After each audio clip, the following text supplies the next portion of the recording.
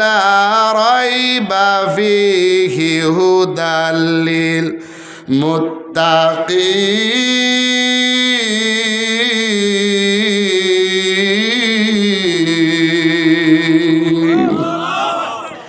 আল্লাহ সুবহানাহু ওয়া তাআলা বলেন এটা এমন এক কালাম, এটা এমন একটা গ্রন্থ যেই গ্রন্থের ভিতরে, যেই কালামের ভিতরে বিন্দু পরিমাণ কোনো শোভা সন্দেহ নাই। জোরে বলতে হবে আল্লাহু আকবার। এটা এমন একটা কালাম, যেই কালাম মুত্তাকিদের জন্য হেদায়েত। এই জন্য বাবাজি হেদায়েত প্রাপ্ত কারা কারা? আল্লাহ সুবহানাহু ওয়া তাআলা নামাজের এত গুরুত্ব দিলেন, নামাজকে আমার আল্লাহ তাআলা এত প্রাধান্য দিলেন। আল্লাহ পাক রব্বুল আলামিন ওয়ালতাকুম মিনকুম উম্মাতুন ইয়াদউনা ইলাল খায়রি ওয়া ইয়া'মুরুনা বিল মারুফ وَيَأْمُرُونَ بِالْمَعْرُوفِ وَيَنْهَوْنَ عَنِ الْمُنكَرِ وَأُولَئِكَ هُمُ الْمُفْلِحُونَ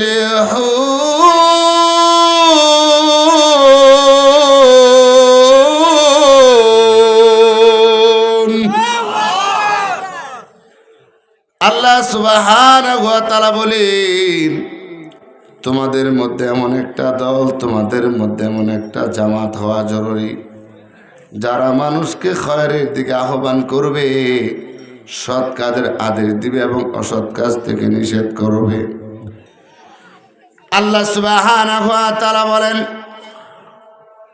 যারা সৎ কাজের আদেশ দেয়, যারা অসৎ কাজ থেকে মানুষদেরকে নিষেধ করে, আল্লাহ সুবহানাহু ওয়া তাআলা বলেন এই দলটা হইল সফল কাম। বলেন সুবহানাল্লাহ।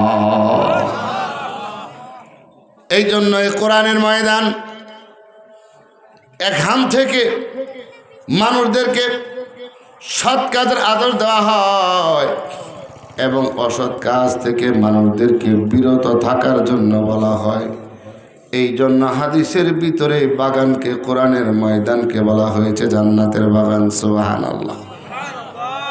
হুজুর, এটা একটা ক্ষেতের মধ্যে আমরা মাহফিল করতে বসলাম, এটা জান্নাতের বাগান হয় কিভাবে? ওই যে আপনি ফুলবাড়িয়া গাড়িতে ওইখানে যাওয়ার পরে দেখবেন গাড়িরা বলতে থাকে এই ঢাকা ঢাকা ঢাকা ঢাকা, টিকিট কাটেন ঢাকা যাবেন। আচ্ছা বলেন দেখি ওই ফুলবাড়িয়া কি ঢাকা না ঢাকা আর অনেক বহু দূরে? তাহলে ওই যে হেল্পার সুপারভাইজার যে আছে, এই যে ঢাকা ঢাকা বলতেছে, কেন বলতেছে? এখান থেকে যদি একটা টিকিট যদি ক্রয় করা যায়, তাহলে এই গাড়িতে ওঠার পরে আপনাকে এরকমভাবে ঢাকাতে নিয়ে পৌঁছায় দেওয়া হবে। কথা বলেন ঠিক কি না? ঠিক তদ্রূপভাবে রূপক অর্থে ব্যবহার করা হয়েছে, মেসাল দেওয়া হয়েছে এটা জান্নাতের বাগান। আসলে কিন্তু এটা জান্নাতের বাগান না। এখন বলবেন হুজুর কেন? জান্নাতের বাগান কেশরগঞ্জ বাজার যেমন ঢাকা না, ফুলবাড়িয়া যেমন ঢাকা না, এইটাও জান্নাতের বাগান না। কিন্তু এখানে বৈশাখ কিছু আলোচনা শোনার পরই বক্তা শ্রোতা সকলে যদি আমল করতে পারে, টিকিট ক্রয় করলে যেমন ঢাকা যাওয়া যায়, এখান থেকে কিছু আলোচনা শুই না আমল করলেও জান্নাতে যাওয়ার রাস্তা সহজ হয়ে যায়। কথা বলেন ঠিকই? এই জন্য উলামায়ে কেরাম বিষয়বস্তু দিয়েছেন নামাজ। আল্লাহ সুবহানাহু ওয়া তাআলা নামাজের কত গুরুত্ব দিয়েছেন, নামাজের কত রকমভাবে ফজিলত আল্লাহ সুবহানাহু ওয়া তাআলা বলেছেন।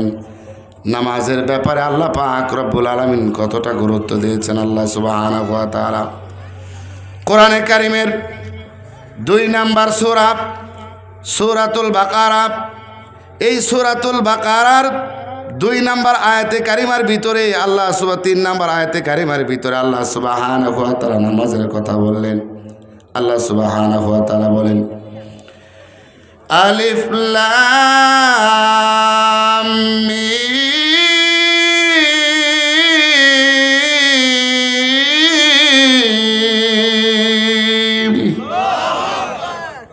আল্লাহ বলেন আলিফ লাম মিম, এই তিনটা অক্ষরের কোনো অর্থ আছে? একটু বলেন, অর্থ আছে কোনো? না, এই তিন অক্ষরের কোনো অর্থ নাই। এই তিনটা অক্ষরকে উলামায়ে কেরাম বলে হরফে মুকাত্তাআত। এই তিন অক্ষরের কোনো কি নাই, অর্থ নাই। কোরআনে কারিম তেলাওয়াত করার বিশেষ তিনটি ফায়দা এবং দুইটি ফজিলত। ফায়দা তিনটি এই: নাম্বার 1, কোরআনে কারিম তেলাওয়াত করলে দিলের জং দূর হয়। বলেন বাবা, দিলের কি দূর হয়? কোরআনে কারিম তেলাওয়াত করলে দিলের জং দূর হয়, দিল পরিষ্কার হয়। কোরআনে কারিম তেলাওয়াত করলে 2 নম্বর আল্লাহ তাআলার মহাব্বত বৃদ্ধি পায় এবং তাহার নৈকট্য লাভ হয়। নাম্বার 3, কোরআনে কারিম তেলাওয়াত করলে প্রতিটি হরফে কমপক্ষে 10টি করে নেকি পাওয়া যায়। জোরে বলেন সুবহানাল্লাহ। এখন বলে যারা বলে যে না বুঝিয়া পড়লে কোনো সওয়াব হয় না, তাহলে আমি তাকে জিজ্ঞাসা করি, এই যে আলিফ লাম মিম পড়লা, এটার অর্থ আমি এটা বোঝাইতে চাচ্ছি না যে কোরআন পড়েন, বুঝে পড়েন, অর্থ বুঝে পড়েন, শানে নুজুল পড়েন, এগুলা পড়েন। কিন্তু যারা বলে যে কোরআন যদি না বুঝা পড়ে তাহলে কোনো সবই হবে না, কোনো নেকি হবে না, তাদের কথাটা ভুল। বলেন কি ভুল? আপনার ছোট সময় ওই যে এই এলাকার মধ্যে পানি উঠতো না, পানি উঠলে বিলের মধ্যে বান দেওয়া হয়তো, কী দেওয়া হয়তো জোরে বলেন? বান দিয়ে মাছ মারতেন না? মাছ মারতে গেছে 2 বন্ধু। তো যখন রাত্র হয়েছে, অনেক মশা তাদেরকে আক্রমণ করতেছে। এক বন্ধু, দোস্ত একটা গাছের ডাইল ডুল ভাঙ্গা আনস, একটু বাইরে শৈলটারে মশাটা সে একটু দূর করি। হ্যাঁ, কি করছে? অন্ধকারের ভিতরে একটা গাছের ডাইল ভেঙে আনছে। আনার পরে মনে করেন যে নিজের শরীরের মধ্যে এরকম বাইরে মশা খেদা, কি খেদা জোরে কোন আনছে যে কি এক ডাইল, এটা জানেননি? সূত্রা গাছ চিনুন আপনারা? সূত্রা গাছের এক ডাইল আনছে, অন্ধকারের মধ্যে অত তার দেখে না, বুঝলি না? আইন না খাইলে উড়া দুরা বাইরাইতেছে। সকালবেলা ওইটা দেখে দাঁত মুখ চোখ কান সব এই বড় বড়, ঠিক না ভাই? ঠিক ফুইলা গেছে সব। সূত্রা গাছ না দেখা না বুঝা বাইরে শরীরে আঘাত করলে, যদি মশা তাড়ানোর জন্য আঘাত করে, তাহলে শরীরে যদি অ্যাকশন হয়, প্রতিক্রিয়া তৈরি হয়, আল্লাহ তাআলার কোরআন না বুঝা পড়লেও আল্লাহ তাআলা ইমানের ভিতরে, দিলের ভিতরে এক নূর পয়দা হয়। কথা বলেন ঠিক কিনা? মুসলমান এক নূর পয়দা হয়। সম্পর্ক লাগান এই কোরআনের সাথে, সম্পর্ক লাগান নামাজের সাথে, শান্তি আসবে। কথা বলেন ঠিক না? এক লোক রাস্তা দিয়ে হেঁটে যাচ্ছে, একটা তীর নিচে একটা ধনুক নিচে। আমার কথা বুঝতেছেন? আমার কথা রাগ করতেছেন বাজান? একটা তীর আর একটা ধনুক নিচে। তীর ধনুক নিয়ে উপর দিয়ে একটা পাখি উড়ে যায়। পাখির মধ্যে তীর নিক্ষেপ না করে তীর নিক্ষেপ করতেছে আপনার পাখির যে ছায়া আছে, ওই ছায়ার মধ্যে তীর নিক্ষেপ করতেছে। তীর মারতে মারতে 5 মাইল জমিন জাজরা বানাইছে। কি বানাইছে জোরে কর? জাজরা মানে বুঝেননি? ছিদ্র করে লাইছে, এমন ফিডা মারা মারছে, কিন্তু মাগার বারে বক আর পাখি মরে, শিকার হয় না। এক বুড়া বেটার সাথে জিজ্ঞাসা দেখা হয়েছে, এই কিরে বাতিজা কি করস? কসাসা 5 মাইল জমিন তীর মারতে মারতে ঝাঁঝরা বানাইছি, কিন্তু বক আজকে শিকার হয়। তীর মারো কই? কই দেখেন না এই যে পাখির যে ছায়া আছে, ছায়ার মাঝে তীর মারতেছে। ভাতিজা রে, কিয়ামত পর্যন্ত তীর মারতে পারবা, কিন্তু ভাতিজা বক শিকার হবে না। কথা বলেন ঠিক না? বক শিকার হবে? ছায়ার মধ্যে তীর মারলে বক শিকার হয় না। ওই যে উপরে ডালের মধ্যে বক বসা আছে, ওইখানে তীর নিক্ষেপ করো, তাইলে দেখবা এখন ওই ধপাস করে নিচে ভরবে। কথা বলেন ঠিক না? ঠিক বাবা? ঠিক তদ্রূপ ভাবতেছি আমরা নামাজ ছাড়া, ইসলাম ছাড়া, কোরআন ছাড়া, দাড়ি ছাড়া, টুপি ছাড়া, পাঞ্জাবি ছাড়া, কোরআন ছাড়া, জিকির ছাড়া আমরা চাইতেছি শান্তি। বাজান আমার, একটা পাখির ছায়ার মধ্যে তীর নিক্ষেপ করলে যেমন পাখির শিকার হয় না, ঠিক তদ্রূপ ভাবে ও বাজান আমার, যদি আল্লাহর হুকুম না মানেন ঘরের ভিতরে শান্তি রহমত কোনোদিন আসবে না। কথা বলেন ঠিকই না?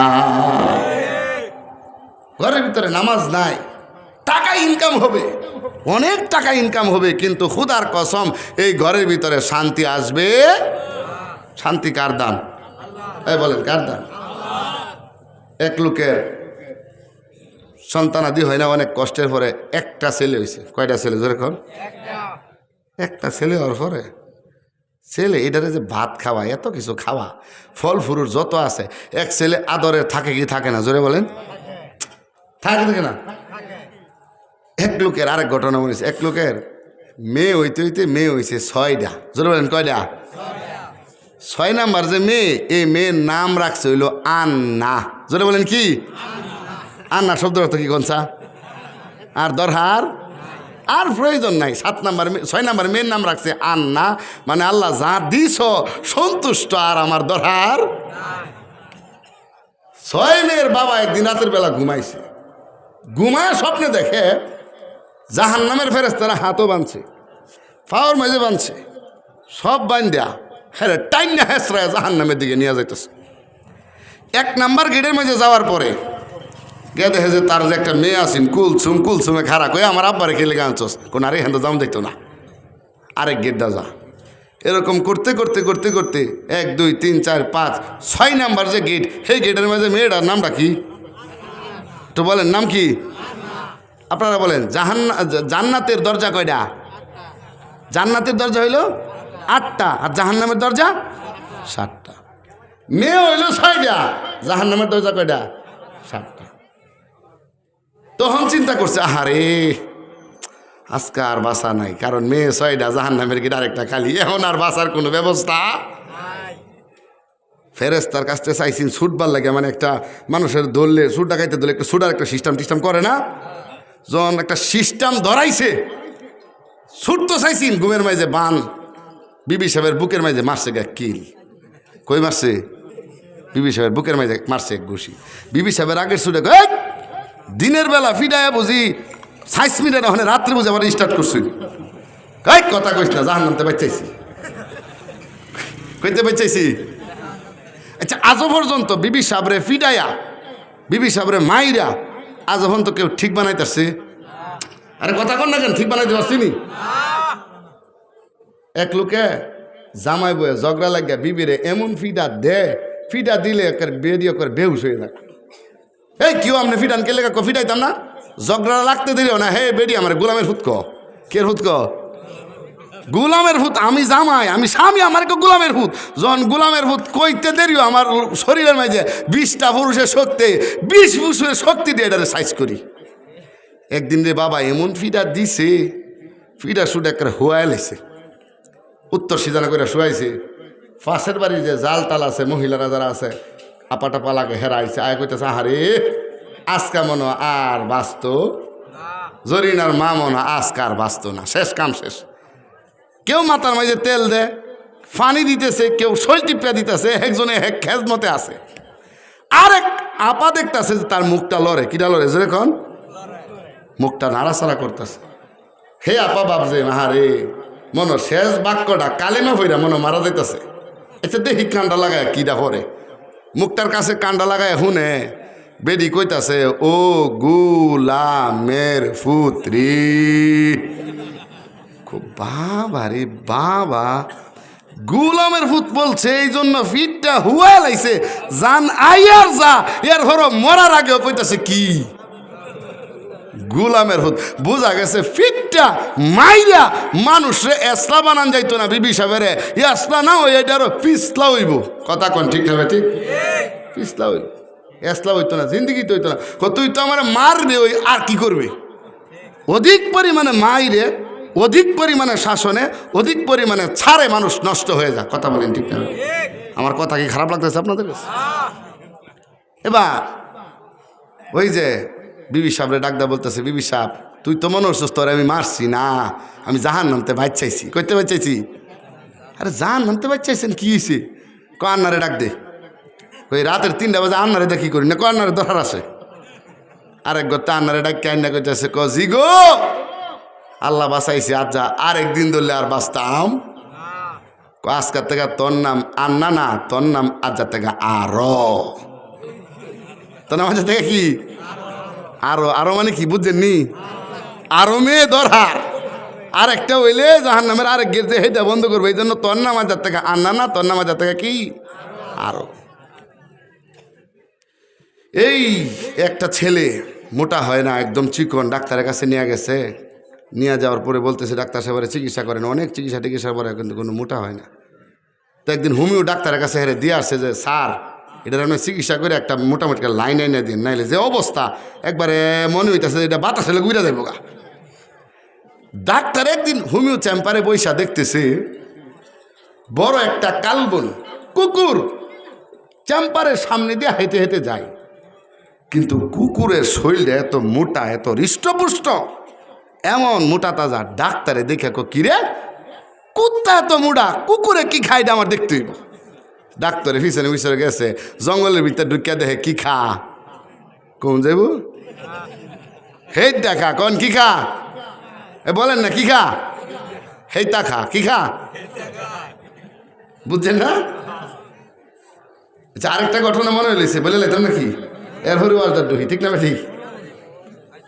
ময়মনসিংহের এক লোক, আবার কেউ রাগ করে না, আবার নদীর তীর দিয়ে হাঁটতেছে, নদীর পার দিয়ে হাঁটতেছে। সকালবেলা তো ক্ষুধা লাগছে, চিন্তা করলো হারে একটা রুটি টুটি যদি পাইতাম, সকালবেলা ক্ষুধা লাগছে, কোনো শ্বাস টলো নাই, দোকান টোকানও নাই, তো মোটামুটি একটা রুটি খাইতাম, মোটামুটি আমার পেটটা একটু শান্তি হইতো। সকালবেলা নদীর পার দিয়ে হাঁটতেছে। আচ্ছা, নদীর পাড়ে কি হোটেল খুলে বই লইছে, শ্বাসটল খুলে বই লইছে। কিছু দূর যাইতে যাইতে গিয়ে দেখে যে আরে তোর তাজা একটা নতুন রুটি ভরে লিছে। কি ভরে লিছে রে কন? হাই রে, আমার দোয়া আল্লাহ কবুল করছে রে, সুন্দর একটা রুটি পাইলাম। পাওয়ার পরে কি কহেলা শুনেন, ময়মনসিংহের বাসা কইতাছে, গাঙ্গের ভারে গেছিলাম, রুটি একটা পাইছিলাম, আড্ডা দেখি নরম, মহেদে দেখি গরম, মহেদে দেখি গরম। আমার কি বাসাটা ব্যাখ্যা করতে হইব না? বুঝতেছেন আপনারা? বুঝতেছেন না? অন্য দেশে গেলে এটা ব্যাখ্যা করুন লাগবে। গাঙ্গের ভারে গেছিলাম, রুটি একটা পাইছিলাম, আড্ডা দেখি নরম, মহেদে দেখি গরম। ফরে বাকির হানি কি থু আল্লাহ থু, কোন সৈরা আজ্ঞাত হয়ে গেছে রুডির লাহাইন গু। দেখতে রুডি, কিন্তু এটা রুডি কথা কোন ঠিক না? ঠিক। আরে দেখতে মুসলমানের মতো দেখা যায়, কিন্তু পুরাটাই নেফাকে ভরা, এরকম ভাবে ভিতরে মুনাফেকে ভরা। আছে না নাই সমাজের ভিতরে? কথা বলে। ওই যে কথা বলতেছিলাম, এই কথা বলতে কি আরো কয়টার মাঝে চলে গেলাম বুঝতেই পারতেছি না। তো গিয়া দেখে যে কুকুরে হেডা খা, ফোন দিয়ে আনছে, ভাই আপনার ছেলে মুডা আর 1 নম্বর ওষুধ পাওয়া গেছে। কয় নম্বর ওষুধ? তাড়াতাড়ি আইছে, ভাই স্যাম্পারের দরকার নাই, আমার কাছে ওষুধ দেবে, ওষুধ আপনার বাড়িতেই আছে। কই আছে জোরে কন? আপনার বাড়িতেই ওষুধ আছে, ওইখান থেকে হয় তার ভাই। আচ্ছা তাই নাকি? ভাই দেখলাম একটা কুকুরে এই আমার চেম্বারের সামনে দিয়ে হাইটা যা, দেখলাম এত হৃষ্টপুষ্ট, এত মোটা, জঙ্গলের ভিতরে দেখলাম। হেই দেখা কি খা জোরে কন? হেই দেখা কুত্তায় খায়া যদি, হেডটা খায়া যদি মুড়ো হইতে পারে, তাহলে আমনের ছেলেও হেডটা খায়া মুড়ো হইবে। এটা মুড়ো হইব না মরবো? কথা কর না কেন? এজন্য বাবাজি আমার, কুকুরের শান্তি হইল এক রাস্তায়, মানুষের শান্তি হইল এক রাস্তায়। ও যুবক ভাই, মুসলমানের শান্তি হইল এক রাস্তায়, ইহুদির শান্তি হইল এক রাস্তায়, মুসলমানের শান্তি হইল এক রাস্তায়, খ্রিস্টানের শান্তি হইল এক রাস্তায়, হিন্দুর শান্তি হইল এক রাস্তায়, মুসলমানের শান্তি হইল আরেক রাস্তায়। বাবাজি আমার, এরকম ভাবে কুকুরের যেমন পায়খানার মধ্যে এরকম ভাবে শান্তি, কিন্তু এরকম মানুষের খাওয়াইলে এটা মারা যাবে। ঠিক তদ্রূপ ভাবে একজন মুসলমানের শান্তি, একজন মুসলমানের কামিয়াব, একজন মুসলমানের প্রকৃত শান্তি হইল দাড়ির ভিতরে, একজন মুসলমানের প্রকৃত শান্তি হইল নামাজের ভিতরে, একজন মুসলমানের শান্তি হইল কোরআন তেলাওয়াতের ভিতরে, একজন মুসলমানের শান্তি হইল জিকিরের ভিতর, একজন নারীর শান্তি হইল পর্দার ভিতরে। কথা বলেন ঠিক না? এই জন্য বাজান আমার, আল্লাহ সুবহানাহু ওয়া তাআলা কোরআনে কারীমের 2 নম্বর সূরা সূরাতুল বাকারার আল্লাহ পাক রব্বুল আলামিন বলেন, যালিকাল কিতাবু লা রাইবা ফীহি হুদাল লিল মুত্তাকিন।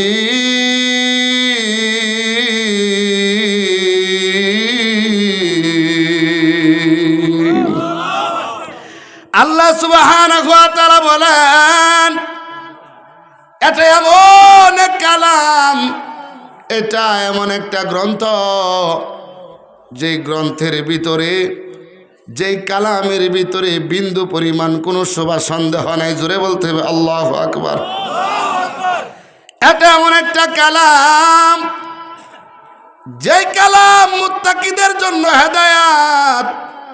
এই জন্য বাবাজি হেদায়েত প্রাপ্ত কারা কারা? আল্লাহ সুবহানাহু ওয়া তাআলা নামাজের এত গুরুত্ব দিলেন, নামাজকে আমার আল্লাহ তাআলা এত প্রাধান্য দিলেন। আল্লাহ পাক রব্বুল আলামিন বলেন, আল্লাযীনা ইউকিমুনাস সালাহ।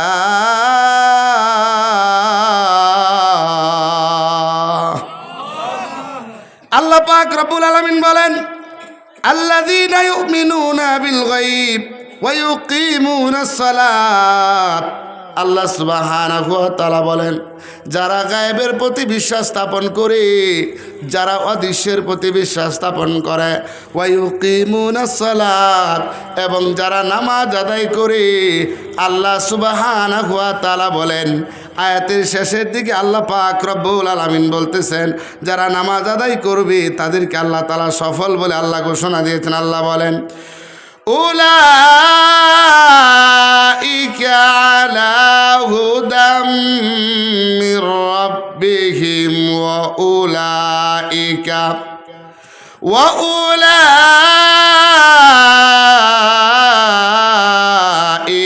হুমুল মুফলিহুন।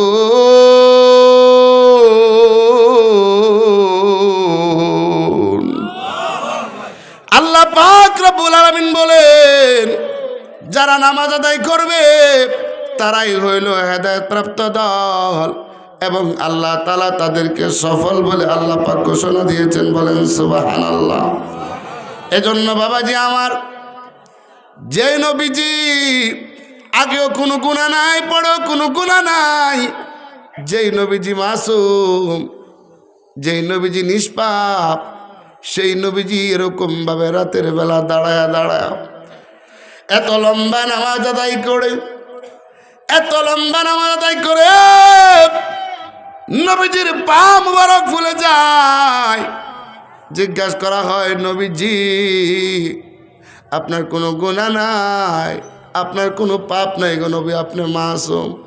তারপরে নবীজি আপনি রাতের বেলা দাঁড়ায়া দাঁড়ায়া এত লম্বা নামাজ এরকমভাবে কেন আদায় করেন? নবীজি বলে, আমি কি আল্লাহ তাআলার কৃতজ্ঞতা বান্দা হব না? আমি কি আল্লাহ তাআলার শুকর গুজার বান্দা হব না? তাইলে বাবাজি আমার, আমার নবী যখন মৃত্যুবরণ করার আগে আমার নবীজি ছেলের কথা বললেন না, মেয়ের কথা বললেন না, কারো কথা আমার নবীজির জবান দিয়ে আসলো না। আমার নবীজি যখন মৃত্যুবরণ করবে, আপনি আমার নবীজিও দুনিয়াতে থাকতে পারে নাই, আপনি আমিও একদিন এই দুনিয়া ছাইরা চইলা যাইতে হবে। কথা বলেন ঠিক কিনা? আর একটু জোরে বলেন বাজান, ঠিক কিনা? হঠাৎ করে শুনবি একদিন আমার মৃত্যুর খবর, কেঁদে কেঁদে আসবে সবাই দিতে আমায় কবর। হঠাৎ করে শুনবি একদিন আমার মৃত্যুর খবর, কেঁদে কেঁদে আসবে সবাই দিতে আমায় কবর, ঠিকই না? লাশটি আমার থাকবে পড়ে, লাশটি আমার থাকবে পড়ে বাড়ির আঙিনায়।